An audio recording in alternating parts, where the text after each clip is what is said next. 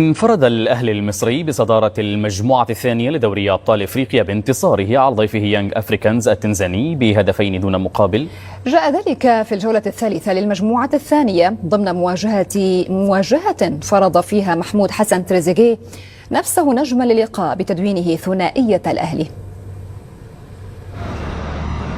إلى ملعب برج العرب في الإسكندرية انتقلت جماهير المارد الأحمر الأهلي المصري لتشجيع الفريق في الجولة الثالثة لدوري أبطال إفريقيا في مواجهة أمام ضيف تنزاني هو يانغ أفريكانز يقاسم أصحاب الضيافة صدارة المجموعة الثانية ب4 نقاط لكل منهما.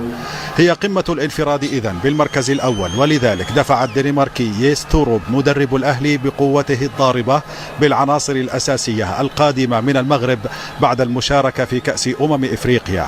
لكن الفريق التنزاني ظهر بتنظيم محكم في البداية، بل هدد مرمى مصطفى شوبير في أكثر من مناسبة، فالعودة بالتعادل من مصر لفريق المدرب البرتغالي بيدرو غونزاليفيتش سيعد فوزا لصاحب المركز الثاني في الدوري التنزاني. أما جمهور الأهلي اللاعب رقم 12 فلم يتوقف عن المؤازرة والتشجيع بكل قوة، ومن المحاولة الأولى للقلعة الحمراء نجح القائد محمود حسن تريزيجيه في منح التقدم في الأنفاس الأخيرة من عمر الشوط الأول بكرة رأسية محكمة لم يتمكن منها الحارس المالي ديارة.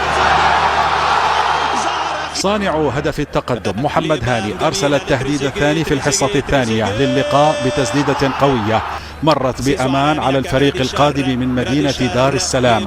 الأهلي ظهر بشكل أفضل في الشوط الثاني بجمل تكتيكية ولمسات فنية كانت تمهيدا لما هو قادم، فإمام عاشور بمهارة رائعة جعل تريزيجيه ينفرد بمرمى يانغ أفريكانز، ومحمود حسن لا يهدر عادة هذه الفرص. دون الهدف الثاني مفرحا كل مناصر لحامل الرقم القياسي بعدد مرات التتويج في البطولة الإفريقية.